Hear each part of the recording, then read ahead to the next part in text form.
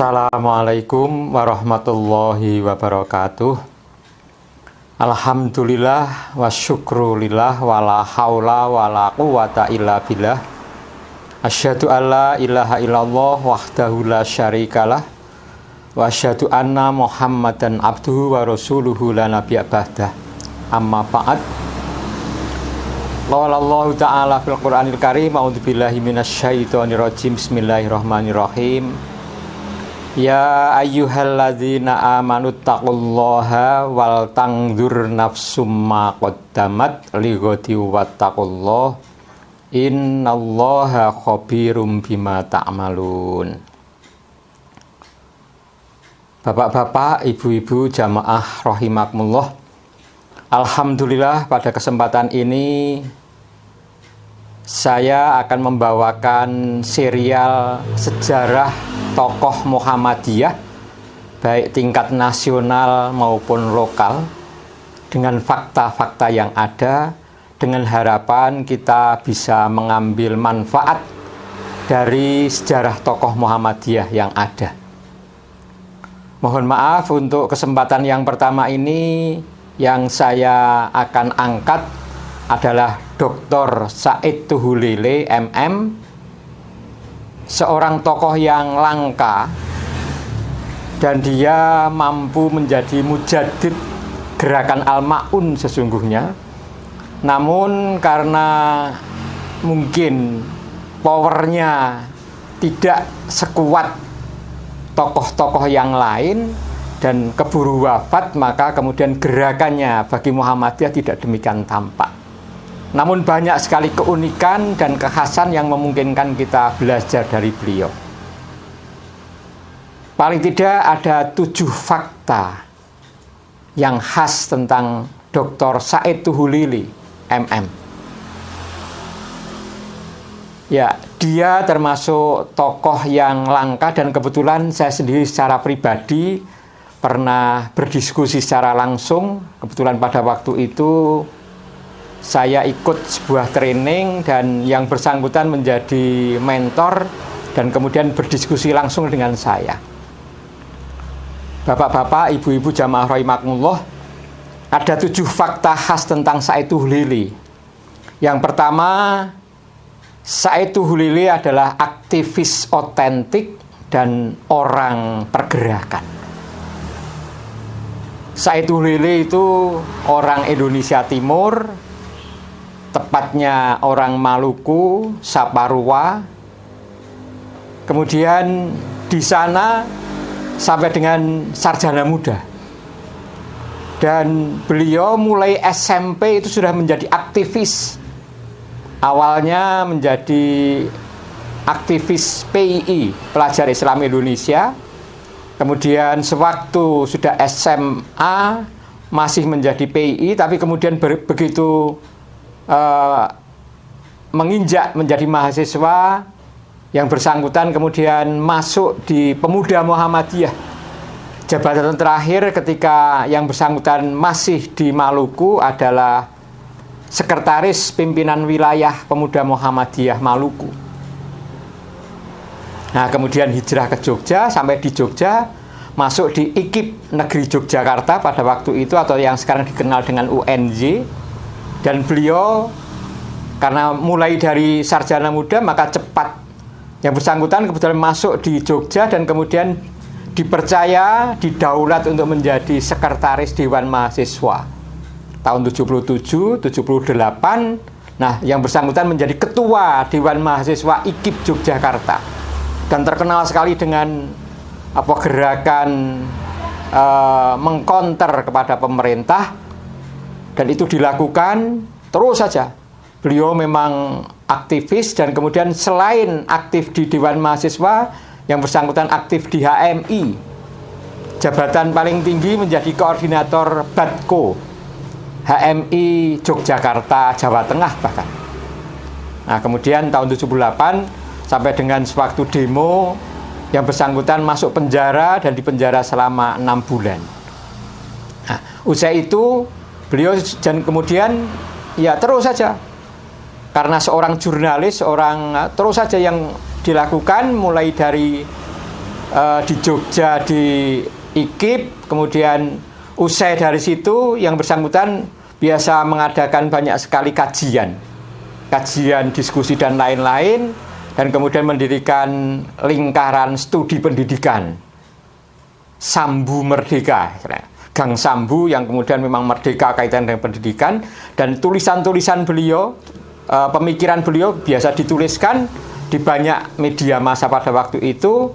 Usai dari situ kemudian yang bersangkutan kepingin menjadi guru dengan Dr. Andes Saetu Hulele, sarjana matematika, pendidikan matematika, tapi hanya sempat 1 semester, kemudian keluar dan kemudian aktif di itu, menjadi orang pergerakan, dan terus saja yang bersangkutan di Jogja aktif di lembaga dakwah Salahuddin.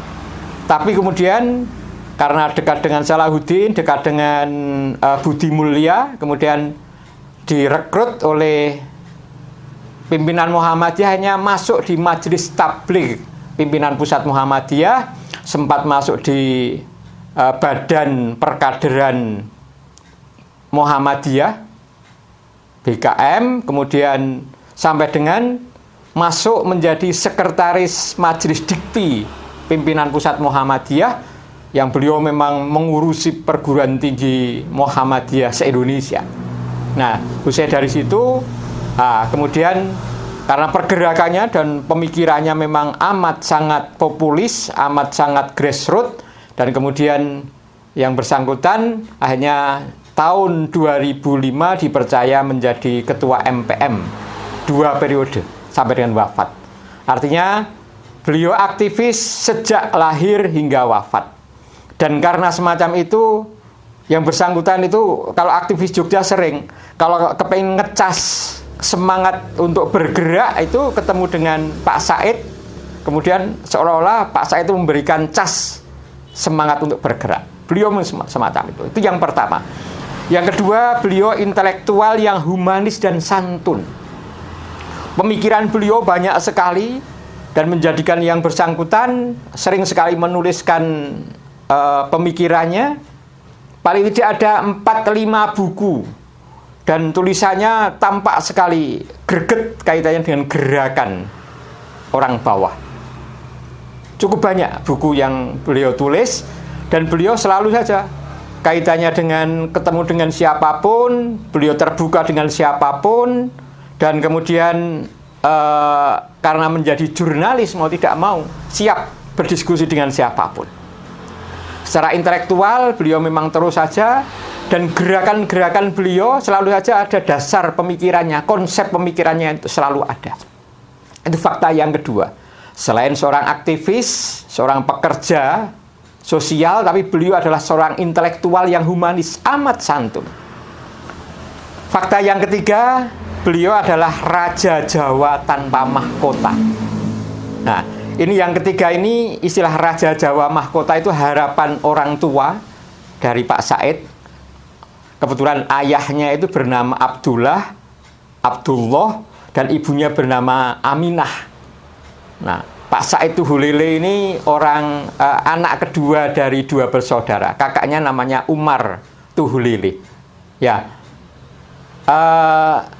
menurut orang tuanya, Said muda itu memang tampak sekali amat santun dan amat luas pergaulannya, dan kemudian diharapkan oleh orang tuanya semoga menjadi Raja Jawa yang tanpa mahkota. Dan beliau kemudian sewaktu ke Jawa direstui betul oleh orang tuanya. Dan kalau bagi orang Jawa, nama Said Tuhulele itu ya sering diplesetkan, tidak lagi Said Tuhulele tapi menjadi Said Tahu Lele. Nah, orang sering kemudian memelesetkan semacam itu. Ya, beliau semacam itu. Raja Jawa yang tanpa mahkota. Berakhir yang bersangkutan kelahiran tahun 1953, wafat tahun 2015 di Jogja, di Sarjito. Dan beliau kemudian begitu wafat, beliau kemudian oleh pimpinan pusat Muhammadiyah, karena menjadi ikon kaitannya dengan gerakan sosial di bawah, hanya kemudian dibuatkan oleh pimpinan pusat sebagai simbol filantropi Muhammadiyah. Oleh lazismu dibuatkan klinik apung berupa kapal untuk di Maluku, dan itu kemudian diresmikan tahun 2016 waktu sidang Tanwir oleh Presiden Republik Indonesia. Ini fakta yang ketiga. Fakta yang keempat, beliau adalah mujadid gerakan Al-Ma'un. Nah, gerakan Al-Ma'un mulai ada tahun 1923, ya, benihnya oleh Kiai Haji Ahmad Dahlan dan kemudian diwujudkan oleh Kiai Haji Suja pada waktu itu dengan PKO, penolong kesengsaraan umum, OEMOM. Nah, Pak Said ini mencoba untuk memperbaharui itu dengan cara yang lebih sesuai dengan zaman, dan sering kemudian beliau sebagai berusaha untuk mewujudkan tauhid sosial, tokoh pembela rakyat marginal, aktivis, pejuang sejati, ya, yang kemudian mengasihkan itu karena Muhammadiyah tidak lagi berada di wilayah yang mainstream biasa, tapi nelayan, buruh, tani juga diadvokasi oleh Pak Said ini yang menarik. Beliau sehingga sering dikatakan sebagai pelanjut dari Dr. Muslim Abdurrahman, ya. Kalau di Muhammadiyah kan ada tokoh itu. Ini fakta yang keempat. Fakta yang kelima, beliau menjadi ketua MPM pimpinan pusat 2 periode. Dan sewaktu menjadi ketua MPM, Majelis Pemberdayaan Masyarakat, kredonya menarik. Kredo, slogannya menarik. Selama rakyat masih menderita, tidak ada kata istirahat. Jadi beliau terus bergerak. Tahun 2005 sampai dengan 2015, 2 periode, terus tanpa berhenti, termasuk yang terakhir, hampir wafat itu yang bersangkutan itu sedang menangani sekian gerakan di Papua, di Maluku, juga di Sulawesi. Ya, pelan tapi pasti gerakan beliau. Itu fakta yang kelima. Kemudian yang fakta yang keenam, beliau didoktorkan oleh Muhammadiyah di UM Malang tahun 2014. Ya, promotornya itu adalah Profesor Ahmad Abdullah Malik Fajar. Pak Malik Fajar, kopromotornya Profesor Isomuddin, ya, doktornya bidang pemberdayaan masyarakat. Tanggal 19 Desember 2014. Ya, karena beliau memang memiliki komitmen akademik yang kuat serta gigih dalam gerakan sosial di masyarakat akar rumput. Ya, beliau adalah pekerja sekaligus intelektual. Ini langka, pekerja tapi sekaligus intelektual. Ini fakta yang keenam. Dan yang terakhir, beliau akhirnya menjadi nama klinik apung Lazismu, yang klinik apung itu sebanyak 14 buah beredar di Maluku, diresmikan oleh Presiden Republik Indonesia pada tanggal 24 Februari 2016. Ya, karena semacam itu, ini menegaskan bahwa Muhammadiyah amat mengapresiasi gerakan bawah, gerakan arus bawah, yang salah satunya wujud tokoh yang mungkin agak dilupakan adalah Said Tuhulili. Oleh karena itu, Bapak Ibu jamaah rahimakumullah, berkaitan dengan itu, mari kita mencoba untuk melihat kembali seorang tokoh yang mungkin terlupakan, namanya Dr. Said Tuhulili. Doktornya juga honoris causa dari UM Malang. UM Malang itu yang pertama ini memberikan gelar doktor kehormatan dan kepada Pak Said Tuhulili, yang beliau betul-betul pekerja keras tapi sekaligus intelektual. Semoga dari ini kita bisa mengambil manfaat, mungkin tidak sekarang, suatu ketika, dan banyak sekali akun YouTube dan lain-lain di media sosial yang memungkinkan kita browsing. Demikian, semoga yang sedikit ini ada manfaatnya. Billahi taufiq wal hidayah. Nasrun minallah wa fathun qarib. Wa basyiril mu'minin. Wassalamualaikum warahmatullahi wabarakatuh.